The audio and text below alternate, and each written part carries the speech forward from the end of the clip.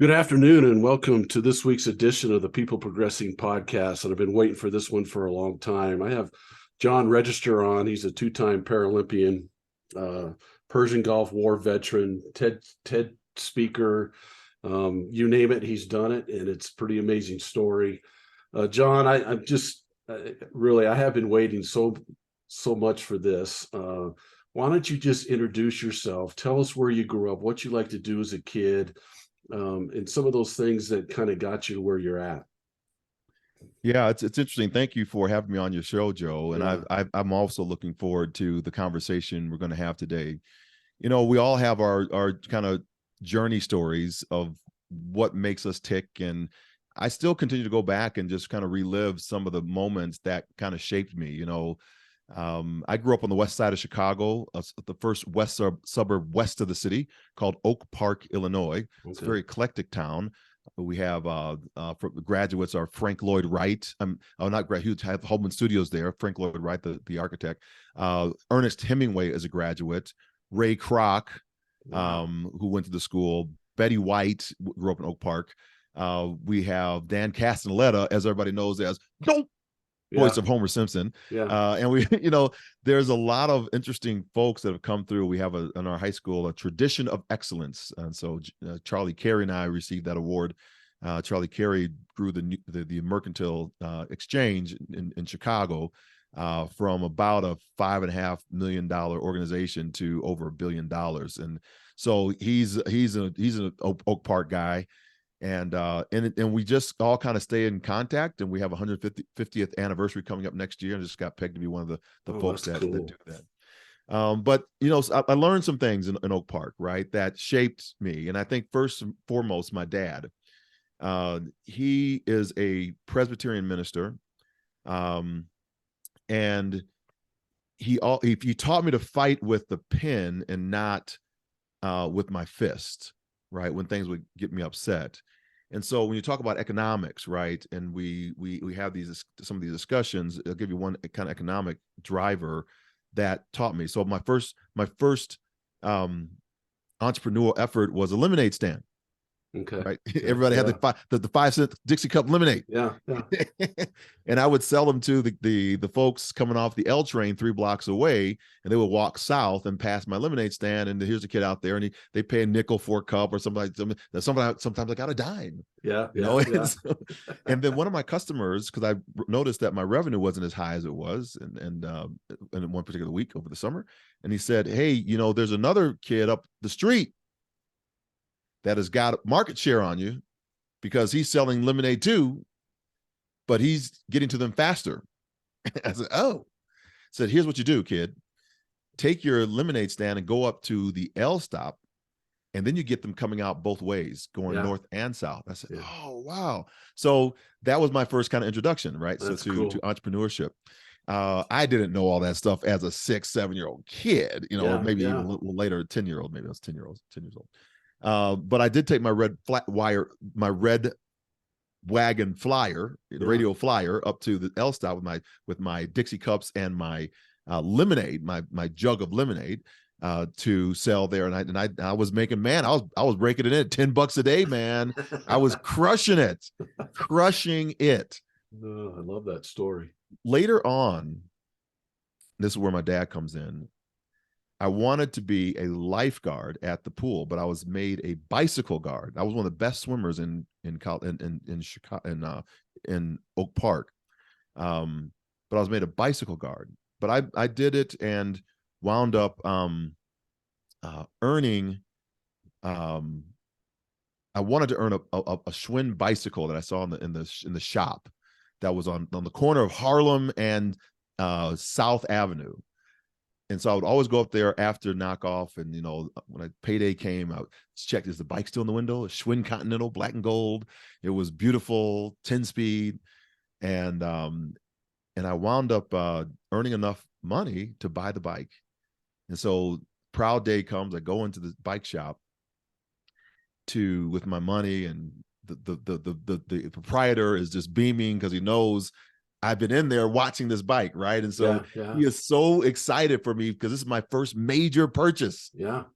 And I get the purchase, and he sells me a lock with it and everything. We have a great exchange. I'm this kid, I'm just like 14, years old, maybe 15 years old.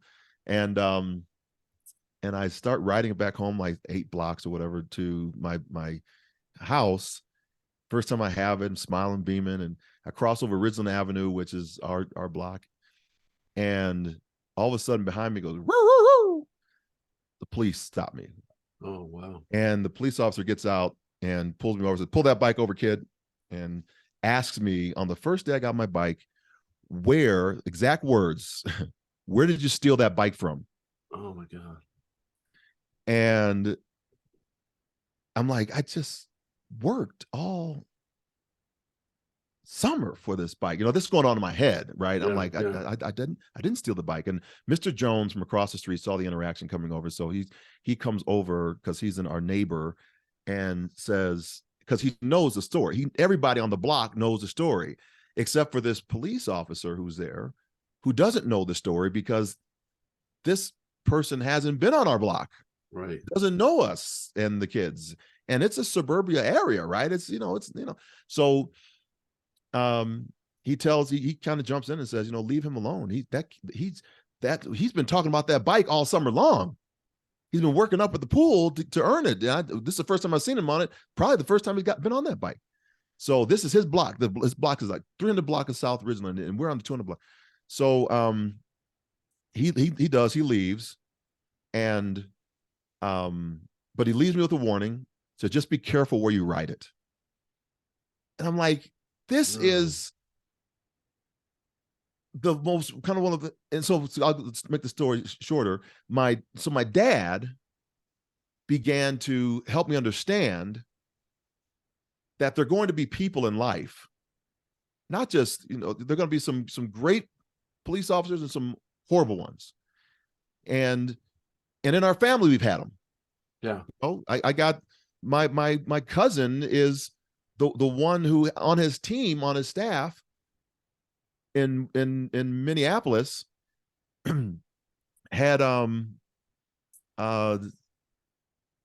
guy on his team. Derek Chauvin was on his team before the murder, right? That happened. Okay. Yeah. And so we have officers on our staff that protect and defend, and for our things. So he helped me understand that I could write letters. I could advocate for myself in those moments of time.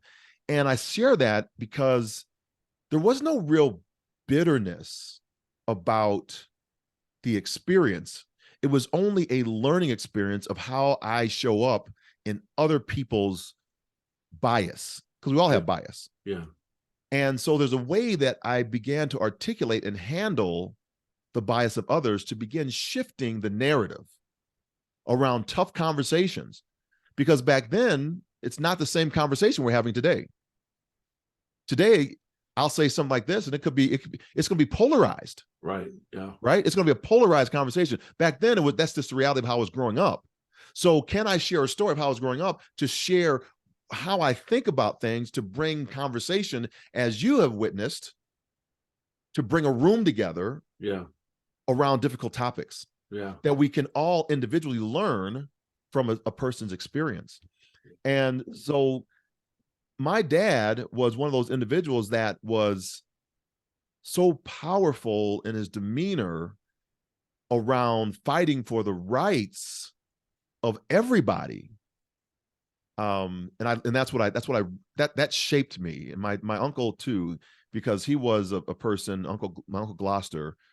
It's funny, remember these things as you're growing up, that we were not allowed to speak at the Thanksgiving Day table unless we could actually argue the opposite point of an argument. Oh, wow. And he got this because he was the NAACP's national director for branches. Last person to see Medgar Evers alive. And he was in charge of the March on Washington that we saw Martin Luther King give his famous "I Have a Dream" speech, was actually for economics and not for the dream, right? So I began to understand this through osmosis, right, by being around it, and it just ingrained in me on how I show up and think about things in the context of how do we serve and help? How do we offer? When we say service first, what does that really mean, and how does that look? What does it look like? So you hear me talk about in my presentations now, oxygen and environment. When we add oxygen to an environment, the oxygen becomes rich. We think critically, we think, strategically. When oxygen is not in the environment, we have trouble, or it's leaving. We don't do our brains don't think right. We make not good decisions. So the question is not whether or not we agree with, say, a vaccination or not vaccination, or masking on, mask off, or police or not police. The question is, how do you show up when the other person comes to you with that? Yeah. Do you add value to it, or do you take value away? And that's an individual thing. Wow. It's not a party thing. Yeah. It's not a, us versus them thing. It's what do you do in that situation? Do you add oxygen, or do you take oxygen away? That's a personal choice that each of us have. Unbelievable story. A couple takeaways I have from that. Yeah. One, bitter or better. You became better from it. Mm-hmm. Two, you actually turned that situation into a learning situation for that policeman. Yeah. You wrote a letter, a nice calming letter, explaining things, and he probably learned so much from that carried on from the rest of his career. Yeah, maybe. We'll see. I don't know. I could almost say it probably did, because it's so powerful the way you handled that. It's amazing to me how you turn that situation into where you could have been very bitter about it. You could have been very outspoken about it. And I'm not saying you shouldn't have been. I'm just saying that you chose not to do it that way. You chose it to do it where, like your dad taught you, use your words, write something down, send it. And then the third thing is your dad, such a calming demeanor influence in your life, in terms of how to handle tough situations. Yep. To keep your poise, to keep who you are. It's almost like he taught you I want you to keep who you are in those situations. I don't want you to go outside of who you are. Right. And he modeled that to you. Amazing. When you talk about your dad, that's an amazing story. And it really,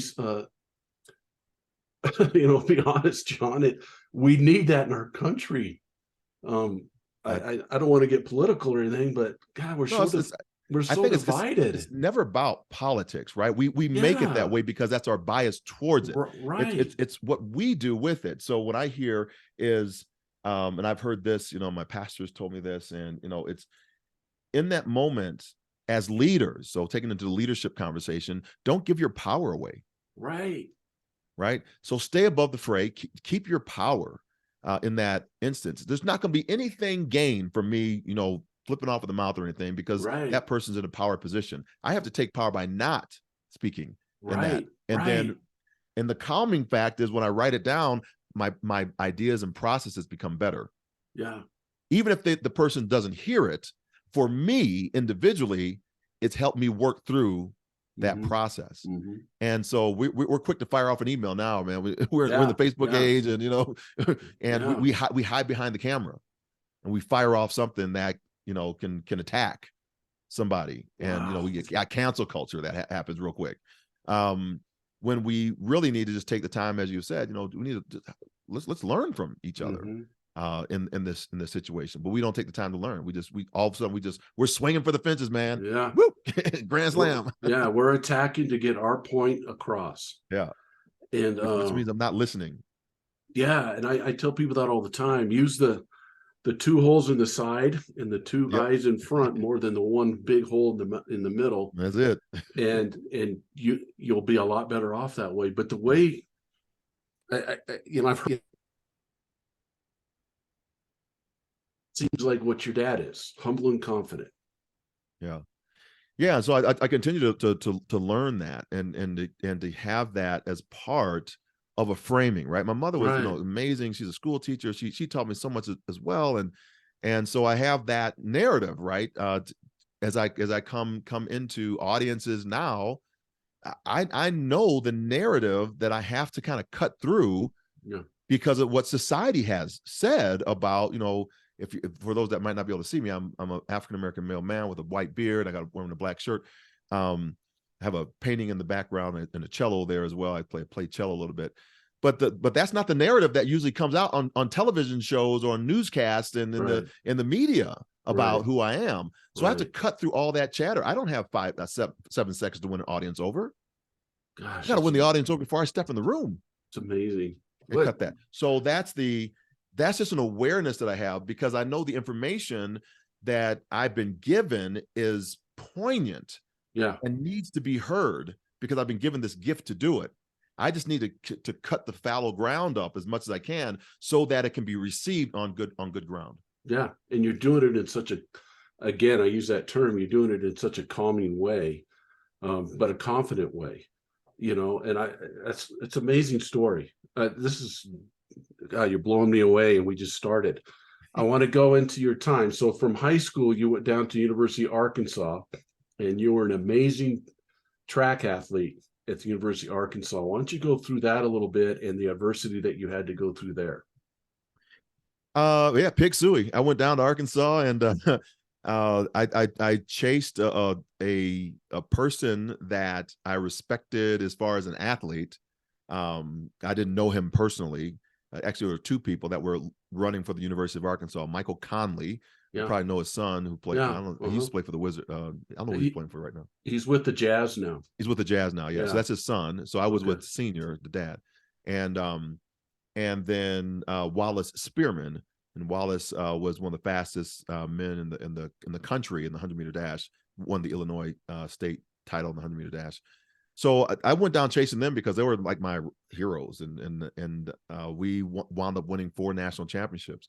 So what that experience taught me through a different lens is diversity of talent wins championships. Wow. Diversity of talent wins championships. Here's a story. Yeah. John McDonnell, the most winningest coach in NCAA history, any sport, was beginning the run for 42 national championships for the University of Arkansas.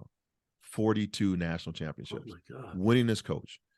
He made us go up, because he's a distance guy, to soften a pathway in the way that our athletes, our distance guys, could run to save their legs, not on the hard road or not on the track. So we had to go up into the woods and cut out these paths, the entire team. So the shot putters, the discus throwers, the hurdlers, the jumpers, the distance guys. And I'm like, I don't do this work.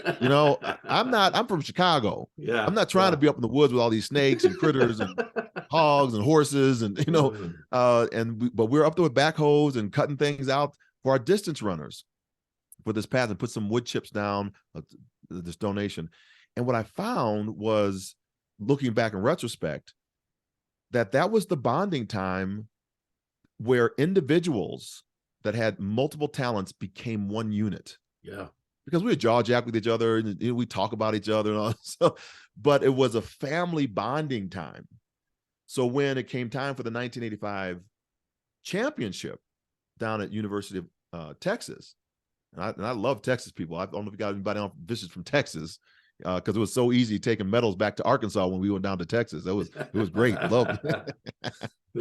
Little jab on them. We went down to Texas 1985 for the outdoor championship. And when the distance runners came on the track, we had like 2 or 3 of them, three or 4 maybe. We positioned ourselves in all 4 corners of the stadium. No one else was in the stadium. It was like bare. Yeah. Because it was so hot, number one, but we stayed out there to support our team members, right? Yeah. And so every 100 meters, as that 10,000 meters is going on, you can hear from every corner, "Woo, Pig Suey, Razorbacks." And I was like, wow, that, when I look back in retrospect, that person that they were following around the track it was a kid from Texas. He wasn't being encouraged by anybody, but every 100 meters, we were encouraging our person for those 28 laps or so that they have to run. And then with 2 laps to go, John McDonnell says, "Wrap it up, boys," from the stands, as they're looking up every lap. "Wrap it up, about half a mile to go." and they go right by the leader, and we finished like first, third, and fifth, whatever. He didn't finish like the 17th, 18th, the leader that had been out there. Yeah. And what it taught me was that we have, all different shades and colors, but we have weight throwers, we have high jumpers, we have discus throwers, we have javelin throwers, we got runners, 400-meter runners, we got 10,000-meter runners, and all of us were one unit. So now taking this conversation over into what I learned as putting my CEO hat on of the Amputee Coalition right now at the current time, acting CEO, is I'm always trying to build a team that reflects the demographics of the population I'm trying to serve, or try to increase into another demographic that I might want more revenue from, that I might be missing. Right. So I can quickly, when I do team building, or I go into, somebody asks me to come into an organization and they say that we really want to increase in, let's say, diversity, equity, inclusion, belonging, and I start that conversation, because I'm not a DEI expert at all, except in disability. So that's kind of what I kind of hang my hat on. But I'm not an expert in the others. I can look real quick to see how a group is serious or not about it in the leadership team. Yeah. I can know within inside of 5 seconds whether or not this is an organization that really is truly committed to that they say they are in their letters, or whatever the CEO letter is, by looking at their staff leadership and their board of directors. Do they reflect what they're saying in those little white papers they're writing? And if so, then they are about to sail, right? If not, there's plenty of opportunity. Right. Yeah. Because it's reflected. It's reflected in the values that group has inside of it. So if it's homogenous, I know they're not operating at 100% maximum capacity. It's impossible. It is literally impossible to operate at 100% capacity when you are homogenous. Why? Because you don't have the best people on your team. Yeah. You only have the best people of that one small sliver segment that you recruited to be there. It's like the volleyball team I was with for the Chassa Championship. And the volleyball team that won, these ladies, they said, "We're the best. We won the state championship." I said, "Wait a minute. You're the best of those that can pay $10,000 a year to play this sport." Yeah. You're not the best of everybody that's playing the sport of volleyball, right? Only those that can afford to pay the parents that can pay the money. And then the parents say, "Yeah, my daughter just won a scholarship to university so-and-so." I said, yeah, okay. But how much money did you pay for that scholarship? Yeah. You spent right? more. You spent more getting it than you did receiving it. Right. And so we have to begin as leaders to look at the real impacts of the revenue, of the bottom line, and are we actually operating in the highest capacity that we can, or are we missing it someplace? And that's where, when I hear HR professionals, for example, say, "Well, we just can't find the talent," and I say, "Well, you just don't have the talent on your team to find the talent."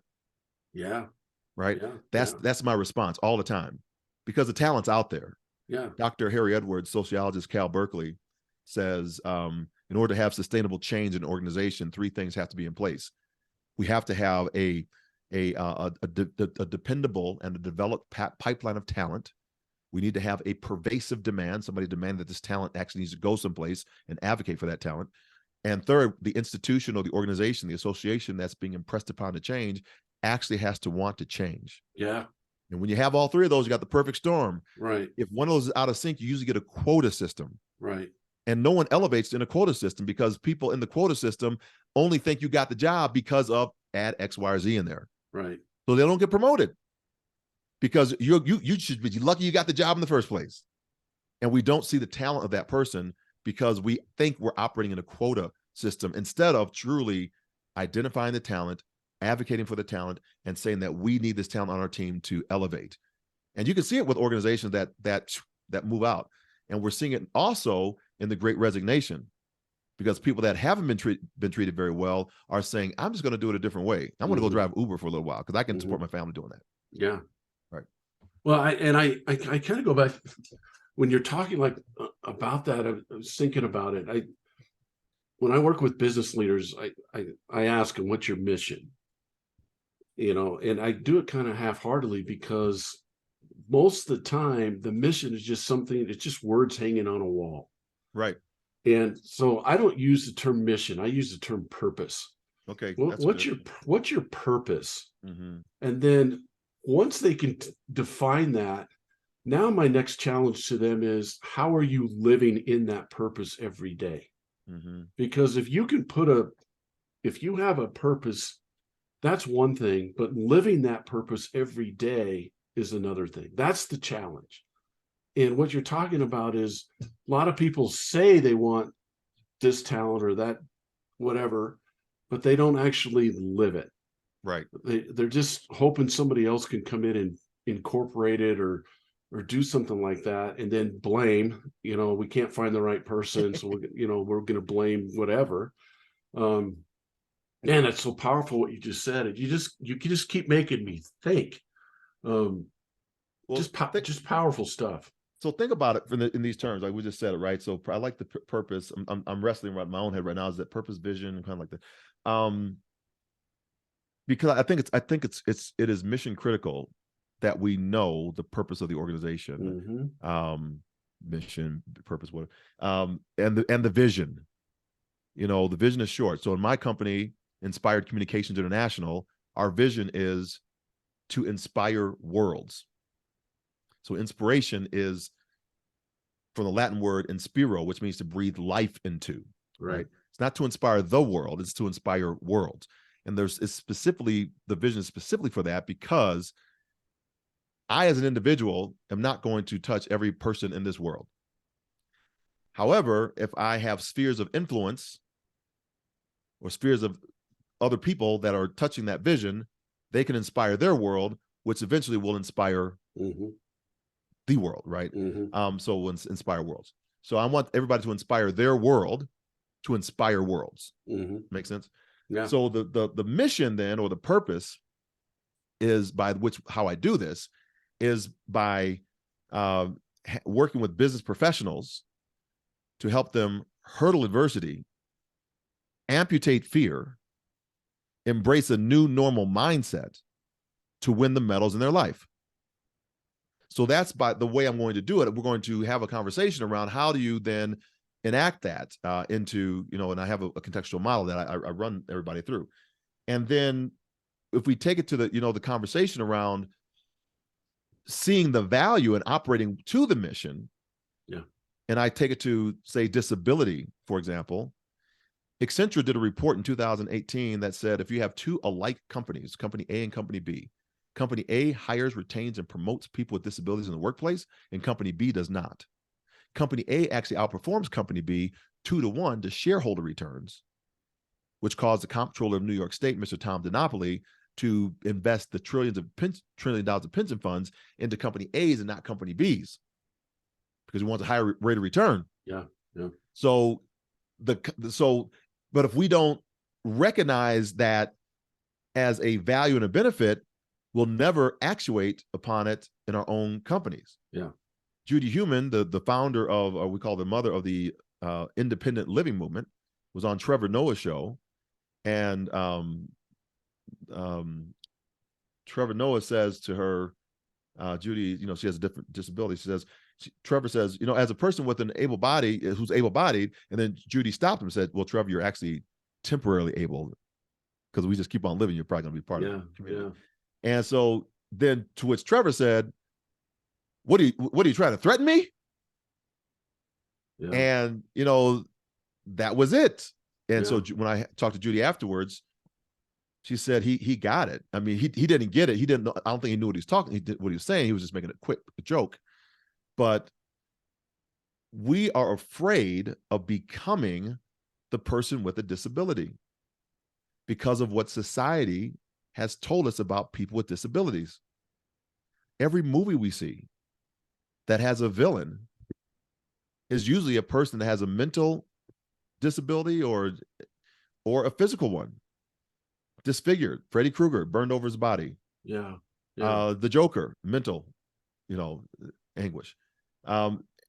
Captain Hook, he, Yeah. he's Yeah. a villain in Peter Pan, and he's got his arm bit up by TikTok, or his Yeah. hand bit up by Yeah. TikTok. Yeah. Yeah. So he's called Captain Hook because he wears a hook. Yeah. So we even go further by naming the person, the claw, the hook, the the burn victim, whatever it's going to be.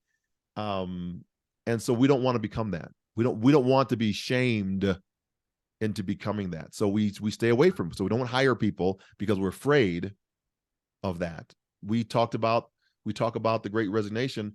People with disabilities are talking about working. They want to work in the marketplace, and they actually show up more present. They are on time and take less sick days. Only $600 for an accommodation, and we don't want to bring them on because they say they can work from home pre-pandemic. We want them in the office. Now the pandemic happens and we're all working from home. Mm-hmm. Yeah. Getting used to Zooms and Microsoft Teams, and people with disabilities we've been saying this all along. We can do this. So it's a universal design concept. So that's kind of where I begin taking leaders to just think different and look at the business bottom line, that you can make revenue by just one small choice of engaging with 20% of the world's 15% of the world's population that's always overlooked, and that can actually do great work. Yeah, that's amazing. I had an ex-student of mine on my podcast a couple weeks ago, Nicole Campuzano, who had an accident in college and is a paraplegic and in a wheelchair for the last 20-something years. And it's hard for her to get a job. And she's got she has a master's degree. She's an amazing human being. And it's frustrating for me to watch that. And I want to go back real quick, John. You talked about your purpose of your company, and I always have a saying: you find your purpose when your purpose is greater than yourself. Mm-hmm. And that's to a T the purpose of your company, which I believe when you have the purpose that's greater than yourself as a company, people have a more they get to go to work instead of have to go to work. Mm-hmm. When people have a purpose that's greater than themselves to go to work, then they get to go instead of have to go. Yeah, I would say that is true, at least in my small little world. That the team members I have, they don't even see this as a job. It is a definite purpose, and they see the lives that are being touched and changed. Right. From the work that's being done. So they want to be a part of that change, and they are a part of that change of what's going on in somebody's life, for sure. It's amazing. Now, what we haven't gone into yet is how you got injured. Why don't you go through that story real quick, and we'll talk about how you overcame all that. Okay. So on May 17th, 1994, I was serving in the United States Army. I had been through Operation Desert Shield, Desert Storm, had just been boarded for a officer candidate school slot in Fort Benning for schools for girls and boys. And I was touted as USA Track and Field News. It said I was the one to watch for the Olympic trials in 1996. Those trials were coming. I was training in Hays, Kansas on the all Army track and field team. And I was just doing a regular shakeout for a race the next day. I went across the third hurdle in a training session, leading with my left leg, and I landed awkwardly and came down wrong on that leg and hyperextended it. The hyperextension caused a blockage to the popliteal artery behind the kneecap.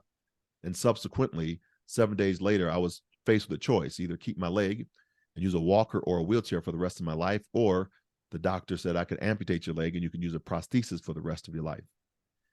So that was the point of the injury. And I decided pretty early that as I processed, I knew that if I had to go through Operation Desert Shield, Desert Storm again with this new equipment that I was possibly getting, I couldn't have my buddies back in battle. Yeah. So I went ahead on with the decision to amputate, and I was in the second reason, or actually that was probably the first reason, I was in so much pain. Yeah. I just wanted to get rid of the leg, right? If I figured if I get rid of the leg, I'll get rid of this pain. But then I didn't know about phantom pain either after that. So so that's how the amputation happened. And then since then, my wife, Alice, she's the one that really gave me the stoppage to some of the fears I was beginning to have, the doubt. We have to be very cautious about what we let into our ear gate. And so the negative speak I was beginning to say was identity issues. You know, who am I now? Is my wife going to stick around? Which was not on her, it was on me, right? I wasn't asking if she was sticking around. What I was really saying was, do I still belong? Yeah. Am I still desirable Yeah. to her? Yeah. You know, is my son still going to see me as his dad? You know, how's our interaction going to be? Will he see me as less of a dad now? Those are all inward to me, right? And so she said the words that really stopped my downward spiral. You know what, John? We're going to get through this together. It's just our new normal. And those words really baseline my entire existence and undergirded me in that, you know, most vulnerable moment. Now, I'm not saying that the days weren't tough or weren't hard. Yeah. But that backing allowed me the forward progression I needed in that moment to go through the fight. And so that's the resilience factor that kicks in. I look at resilience as the 10-letter word that I represent 10 letters in a hurdle race, because 10 hurdles are in a race. And before the announcer says, you know, calls the race, he or she will say quiet for the start. And embedded in the word resilience is the word silence. Oh, wow. So beginning to hear our own voice first before we actually start running the race that's before us. Yeah. And can you know, what's it going to cost us? You know, and begin to ask the tougher questions, beginning with, as Stephen Covey says, beginning with the end in mind, and backcasting maybe. So so those are the things I began to do, and I interned my service because I knew I couldn't have my buddies back in battle anymore, and that began the beginnings of this new life that I was about to embark on. And you made it all the way. You made it to the Paralympics, correct? Yeah, but I didn't even know what the Paralympic Games were. Yeah. You know, Yeah. I just started swimming for physical therapy. Okay. I got faster in the water, and somebody told me about the Paralympic Games. I put a marker on the wall, a goal to make the trials, because I would have to, you know, get down in a lot of time, like 7 seconds. I just to make the trial, I had to get down 7 seconds. So that's a lot of time in a 100-meter freestyle. 7 seconds is a long time. Yeah. It's not going to happen. But I wound up swimming 0.01 seconds slower than the time needed to automatically qualify, you know, for the standard. So I was happy. I left Indianapolis. I was on cloud nine. I mean, I had shaved almost 7 seconds off that time. Wow. And I was really happy. I had my cake, ice cream, and everything. And the coach called me up on Monday morning to my desk when I was in Virginia and said, "Why did you leave before the team was announced?" And I said, "Well, I didn't make it. I had to get back to work, but thank you. You know, have a great time in Atlanta." He said, "Well, your flip turn at the 50-meter mark in the 100-meter freestyle also counts. And you were under the Paralympic time at your flip turn." And I was like, "What?" He said, Yeah. "How does that work? I mean, how do you run 50 meters and all of a sudden that time of 50 meters actually helps make you get on a team?" I don't understand that. But he says, "Yeah, we picked you up for our relay." Oh, okay. And I said, "I'm going to the Paralympic Games as a swimmer?" And I was blown away by that.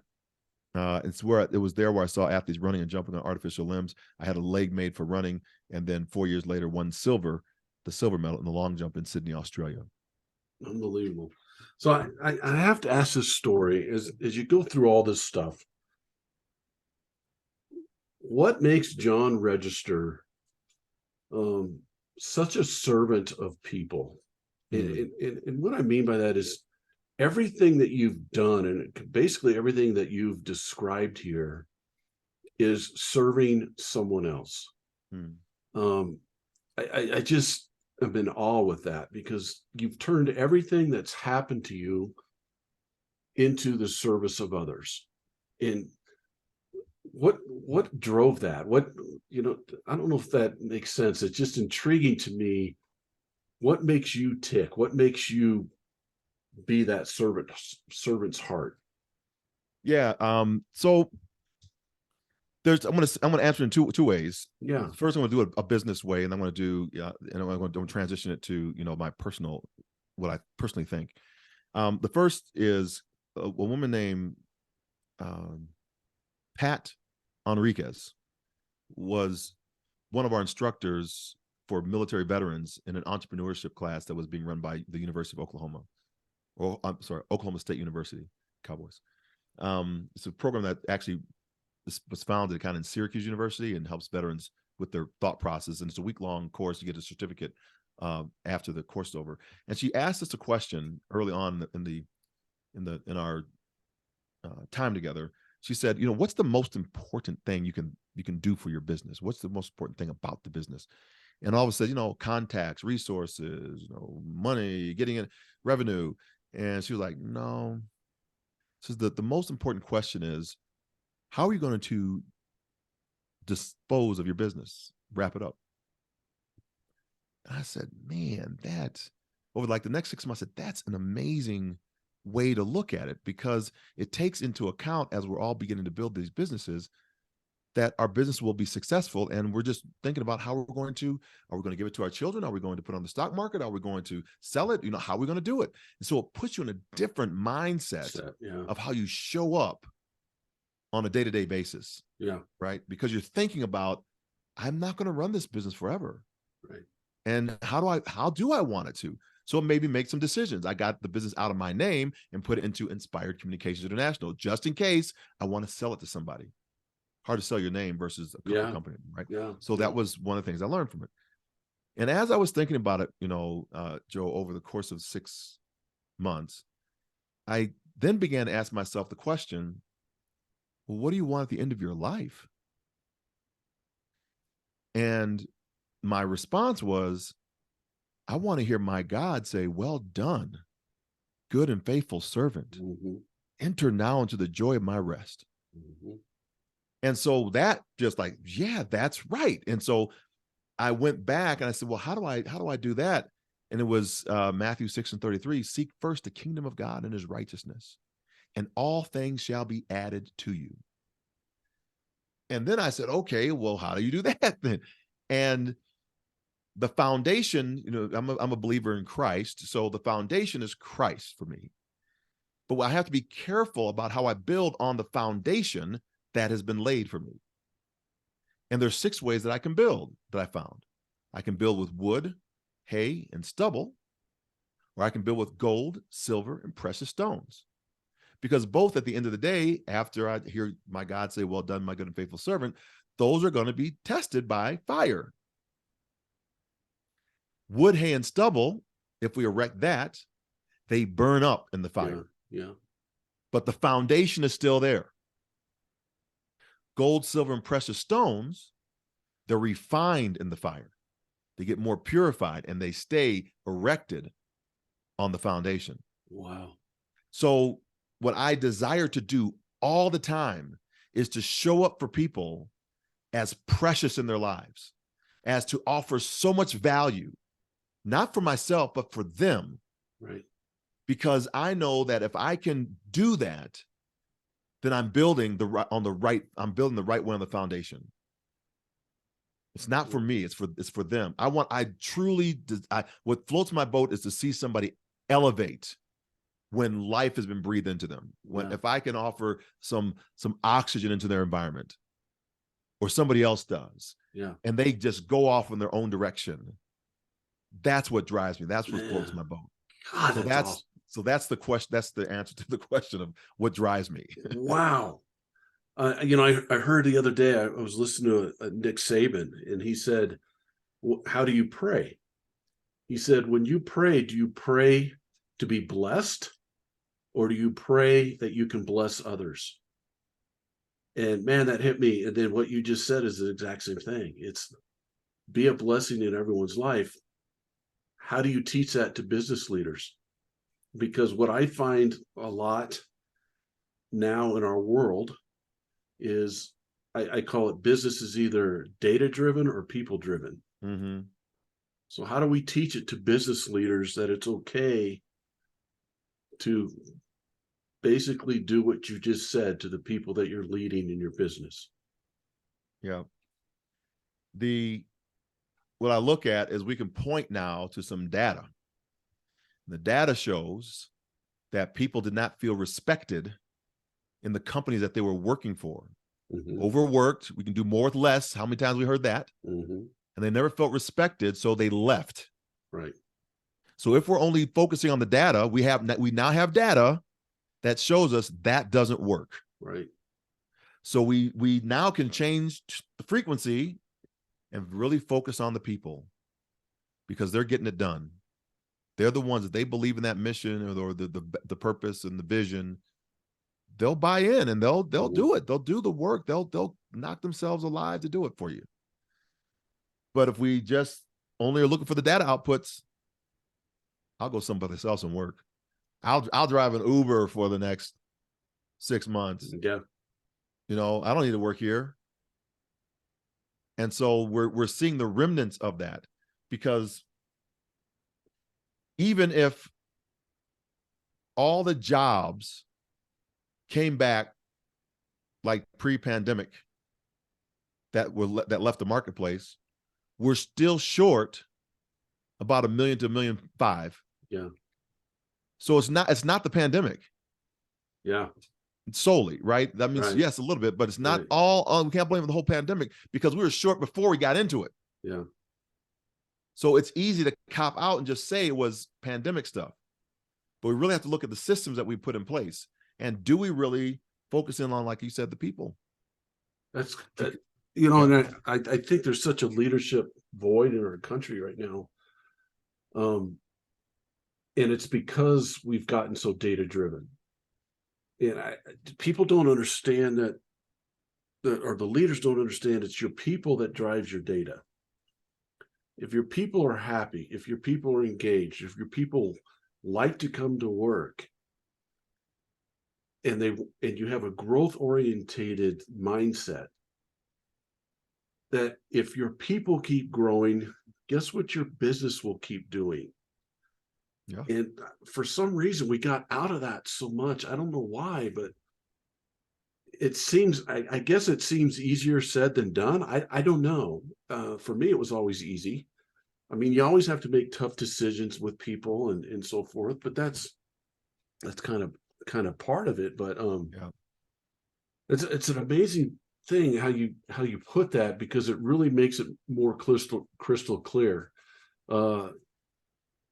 Oh man, I'm just kind of in awe right now. So do you have your Olympic medal still? You Yeah, work with, absolutely. I don't know where it is. It's around here and somewhere. you still work with some athletes too, don't you, John? I do. I don't say that too loudly, but Yeah. So here's what I'd say, that's kind of tongue in cheek. When I was with the Olympic Committee, one of my kind of side things I did was I started really being able to share my story in such a way that resonated with people. And so I got asked more and more to go out and speak on behalf of the United States Olympic Committee or Paralympics. And I have my own kind of side business with Inspired Communication International, which I did. I kind of moonlighted it because I could make, a couple $10,000 or something for a year, and that become vacation money or something. So it's kind of more lifestyle kind of money. And so during that process, I had a passion for athletes, because it was tough for athletes to tell their journey story. They didn't know where to start, where to stop, what's the most important thing, what's the most relevant. And so I developed a little curriculum around that. And I still will, every once in a while, an athlete will reach out to me to help them with their story, and I'm more than happy to help. But when I said I would be a coach, I said I would put my hat in the coaching ring for coaching speakers, whether it's a CEO that needs to do a presentation. I'm not really in that space. I'm more into the story space, right? The inspirational story, the motivational story, because I believe all the data points need a story. That's what sells, not the data. The data doesn't sell. The story behind the data sells. Right. And so I'm good at crafting the story, or working with people to craft the story about the data. And so 2 days after I said I was going to be a coach and just try to think this out, this speaker coach, I get this call from an online producer of the Ellen DeGeneres show, Okay. to coach a double leg amputee. I don't even know how they found my name, because I Yeah. just said it. I just put it out there. I since now know how they found it, but so I did it, and it was an amazing experience, and it was kind of just right in flow of what I wanted to said I was going to do.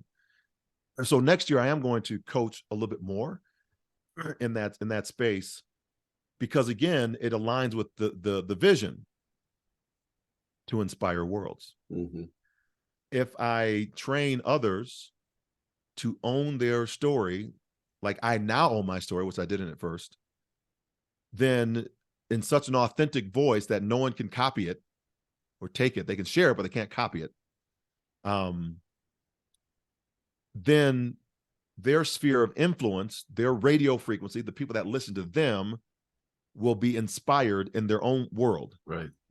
Right. So that's why it's greater than me saying, yeah, I just don't want to be a coach. No, I need to do that because it's going to inspire worlds to the mission. It's got to be bigger than me, like you said. Right. And so I'm gonna dive in that space for being more more of the coach. Help me, Lord. So I have to ask you, because you just said this. You own your story, but you didn't used to. Why? I didn't, because I don't really know why. I think it was not that I was afraid of it, or I know why. It was because I thought it was too much about me. Yeah. And I didn't want it to be about me, and I couldn't tell the story without it being about me. Right. Now I tell the story in such a way it's my own authentic story. No one can copy it. They can't duplicate it. Right. It's too much of me right now. Right. But because of that, people see themselves through my lens. Right. And so now the conversation after a presentation has shifted from, oh my gosh, I feel so sorry for you. Oh, thank you so much for sharing that. Oh how did you get through that? Now the conversation after is, when my brother lost his leg, when my wife had to go through her surgery, Mm-hmm. when I had my injury. So they're hearing it in their vernacular now, which was it's a shift. Right. In what I hear after the presentation. Man, that's cool. I love that, because I think it's a challenge. I don't want to say it's impossible, but I think it's a challenge to motivate people. But I think it's easy to inspire people to motivate themselves. And your story is what inspires people to motivate themselves. So, for example, I blew my knee out skiing in March, had a major surgery in April. Now I'm doing rehab on it, and I'm out of shape from sitting around on my knee, and it's kind of kicking my backside a little bit. And then I had Nicole, like I said, a couple weeks ago, and she said when she got hurt and she was in Craig Rehabilitation Hospital, she was doing rehab for 12 to 14 hours a day. So the other day I'm doing my rehab, which is 1 hour, once a week right now. And I'm sitting there trying to get through a rep. And I'm like, are you kidding me right now? And her story inspires me to motivate myself. And I think that's where the power comes in your story. And everyone has their story. And most people have a story of some kind of adversity. You're a track guy, so you could help me with this, because I'm not really a track guy. I don't know much about track, but I know that they do long races in track, but there's one long race called a steeplechase. Yep. And what people always say, I always hear the words, life's a marathon. And I kind of correct them. I say, well, it's not really a marathon. It's more like a steeplechase, which is a long race with a bunch of hurdles in it. And one of the hurdles you have to jump over, jump into water, come out, keep going and doing all that stuff. And that's what really life is, because a marathon is a marathon. There's hurdles in your mind of you're tired and all that stuff, but there's not really physical hurdles that you have to get over like a steeplechase. And that's really what life is. But when people can hear stories of how they got over the hurdles in their life, like I jumped over a hurdle, landed wrong, and they had to amputate my leg, and I became a Paralympic silver medalist after making the Paralympic swimming team. That inspires me to keep going. Yeah. And what a powerful way to say that, John. I love that, how you help people, give them, for me, it would be this. It would be, you just gave me the freedom to tell my story more. Because before, I'm exactly the same as what you just said. I was afraid to tell my story because I felt like it was going to be bragging, or somebody was going to think I'm talking about myself and I'm focused on me. And I don't want that. But now you're saying you need to tell your story so you can inspire others. And that's really a powerful statement that you just made. And hopefully people are listening to that and understand, in leadership, part of leadership is telling your story, because every leader had hurdles to get over to get where they are. Right. And so that's really a powerful thing. You just got me going. So I apologize for doing all the talking right there. No. But We overcome by our testimony, right? And that's amazing. And so we in a testimony, you have to have a test. Yeah. So I think with I was writing some notes down here that the overcoming, right? And so when I teach, I go back and I'm teaching for the athletes and others now, is to begin with the archetype of the story. What is a story archetype? They're basically 7. There's different models out there, but I choose the one that has 7 story archetypes. And you pick the archetype that most relates to you, because we all have probably our one archetype that is the one that most resonates. And once we select that archetype, there's probably a story behind why we selected that archetype. And that can become the beginning of the story that you may want to tell for your for your speech or your audience or your narrative, because that is like you said, the steeplechase race. That's probably the thing that keeps you going the most. So I know that, we have overcoming the monster, we have the voyage and return, we have the quests, we have the comedy, we have tragedy, there's the rebirth, and there's one I'm missing, I can't remember. Rags to riches. So all those are our story archetypes that are there. And my stories are riches rags to riches. I've done that, but I wouldn't have gotten there unless I overcame the monster, which was not the amputation of my left leg, but the mindset around it. Yeah. My story also is a rebirth story. Yeah. But I wouldn't have been reborn, or maybe it's closely related to the overcoming the monster, because it was a rebirth, but I had to overcome the monster to be reborn. So my storyline starts, my archetype starts with overcoming the monster. Mm-hmm. And the monster is not my leg. The monster is the mentality that I had with it. And so we begin to look at those to help us understand how we're showing up in life, in business, or in our personal lives. What's the archetype of the business that you are building? And by how have you gotten there? When you share the story. So there's another archetype that might be available for you at that point. And so I think that's the hard part, is to kind of dive in, and when I'm teaching folks, is to get that archetype and then begin to share stories around the archetype, and then the point to it, right? So tell me the point. Don't just leave me out there hanging. Yeah, and I'll say this too. I think every story, in that story, there's a time where that person had to make a choice. Yep. So, and I also will say this, a lot of times in everyone's story, there was someone there to support them to get through or over that hurdle. Like you said, your wife and what she said to you.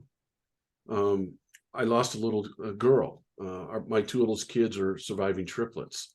Mm-hmm. In the 27th week of pregnancy, we found out we lost one of them.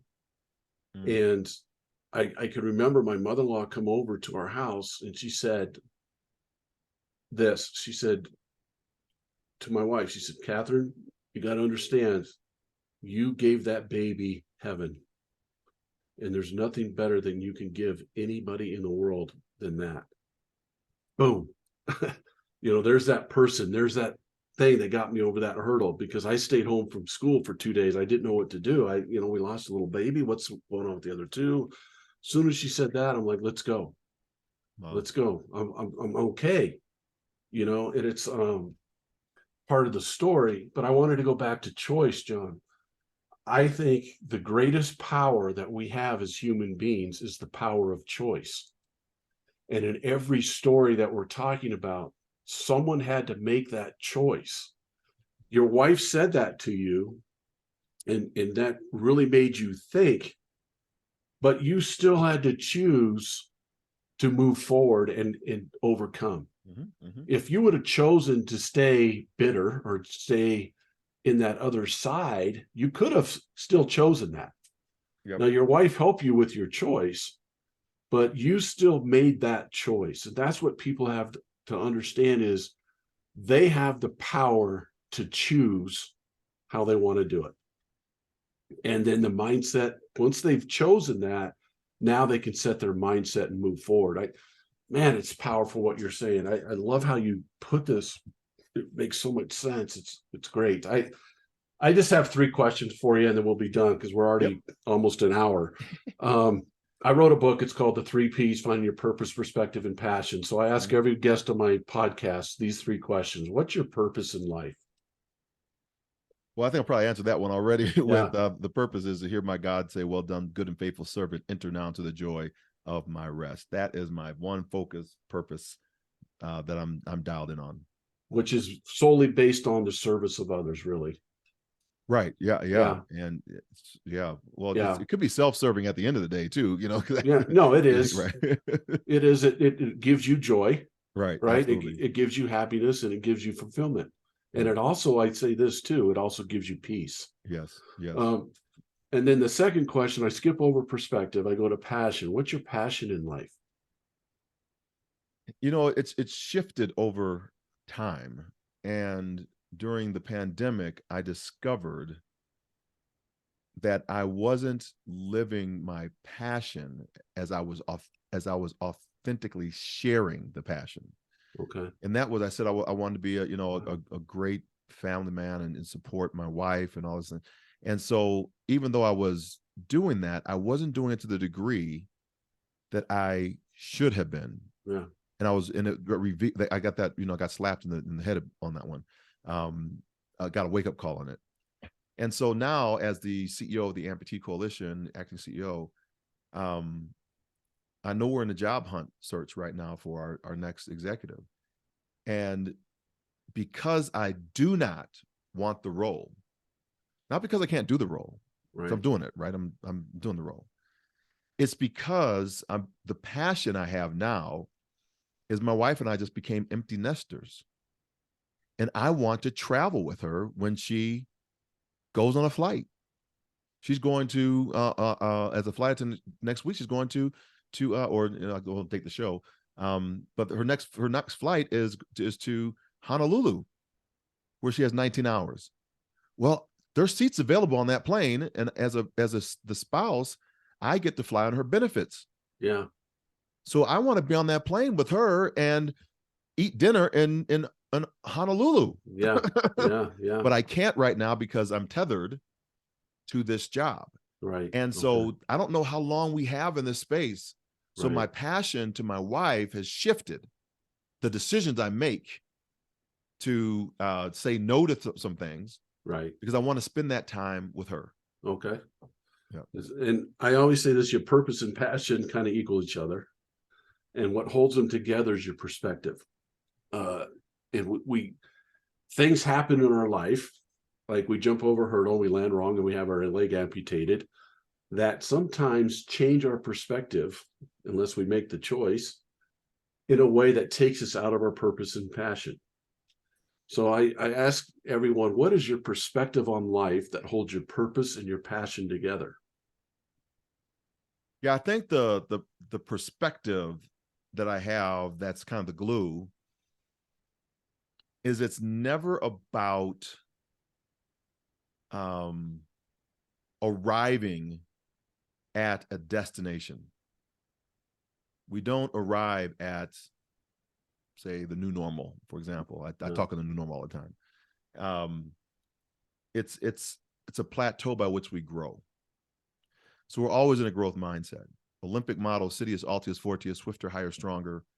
The words are not written in the superlative of the word of arrival. It's not swiftest, highest, or strongest. They're written with an ER stem ending. That means we can be the swiftest today, but swifter tomorrow. Yeah. And so we're always in a growth mindset.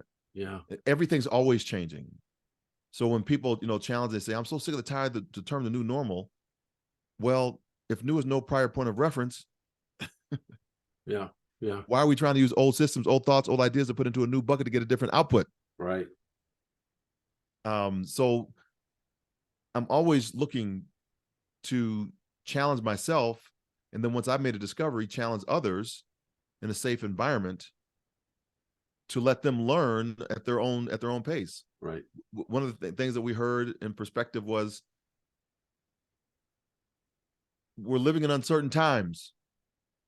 To which I replied, when have we ever had certainty? Yeah. Yeah. Right. So we just follow the leader. Yeah. And as leaders, we just can't follow the leader because we got to right. We got to lead. Right. And we can't just say the same thing everybody else is saying. Yeah. We have to really do the work. And that work comes in the rebirth process I was talking about earlier, that rebirth. It's really difficult to allow space for that to happen. Wow. John, I knew this was going to be unbelievable, and it exceeded my expectations 100 times over. You have so much to give to this world. How can people get a hold of you? The best way, thank you for that, Joe. I've enjoyed the conversation as well. I've been taking copious notes on myself as well, and what you've been saying. The best way to get a hold of me is on my website, through my website, johnregister.com. And then all my social media handles are there. We are building a community on Mighty Networks. So if you ping me on that and just kind of shoot me a note, we'll get you the information and your audience members to come into Mighty Networks, because we're building a global community, a global conversation. So as an international speaker, I have friends all over the world, from Kazakhstan, Uzbekistan, Uganda, Tokyo, the Asian countries, India. And so it's really interesting to get their perspective and have that 360, because like I said, we don't want to be homogenous, right? We want to be able to understand what the giftings of other people are, to expand our learning and knowledge and base, so that we can inspire worlds. Yeah. Inspiring. My two strongest word in the English language is empathy and inspire. And if we have more empathy in our world, I think we'll be better off. And I think if we look to, I listen to something every day that inspires me, because when I get inspired, then I inspire others. And that if we can all inspire each other and be there for each other and help each other and guide each other and support each other and respect each other, man, where would we be? And again, if you're doing that for people, you're living a world in peace. You have some peace of mind. So, John, again, thank you so much for coming on. I know your time is valuable. And I would just like to say thank you again. And you can get hold of me through CoachJoeWhiteConsulting.com. And I would love to speak with you, speak with your teams and so forth as well. But John, again, thank you. And I hope that everyone listening to this keeps progressing. Thank you so much and have a great week.